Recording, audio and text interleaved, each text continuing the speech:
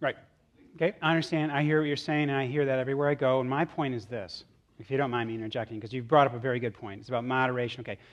You know, many times I'm discussing things with, in fact, I'm on a panel right now with a number of physicians, Dean Ornish, Neil Barnard, McDougall, PhDs, Colin Campbell. Okay, the physicians on the panel all have the same comment. You know, you can't set the bar too high for our patients. Okay, the animal rights activists that are on this panel all say, you know, everybody has a conscience, but let them come around at the same, you know, whenever they on their own timetable. Okay. My message is that we don't have time for that. So you can do your moderation, but what you're doing is it's like that Meatless Monday issue. I can't make it any clearer that the world cannot wait for, at this stage, 7 billion people to just get around to it when they can. You can do the math, and we are killing the planet. It's just that, I said it in the first couple slides, we all happen to live in our own microcosm. We do. I try not to, very much. I try to think about it every day because I have to get out. We all live within our own bubble.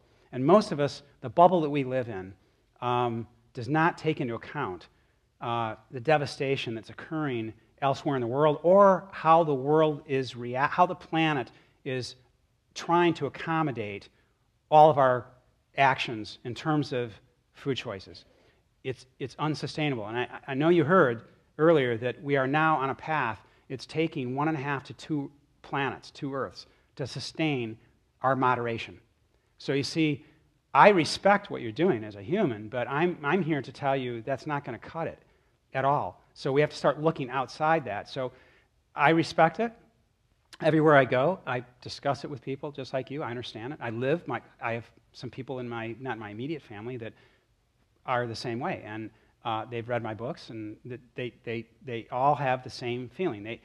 You can't tell them to eliminate it, but I hope you really, if you yourself on a personal level can take anything that I said away from here, take that one that I said, that what she said, that, you know, about you, that we can't say eliminate. We can't tell someone to eliminate something. Well, in fact, if the planet is dying and it's because of our collective efforts, then I think it's not you, you know, I don't want you to take this personally, but as a whole, our collective efforts as 6.8, 6.9 billion people to the 7.2, it's a selfish thing to know, once I give you the information, you know, most people don't know this, but if I give you the information and you know that your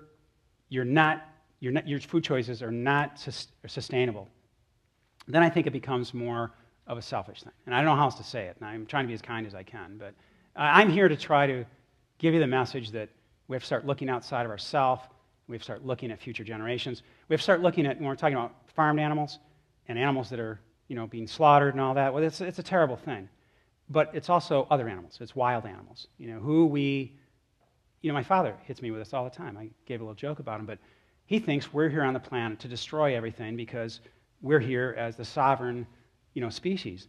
And he can't take a step back to see that we're all in harmony. It's like a symphony.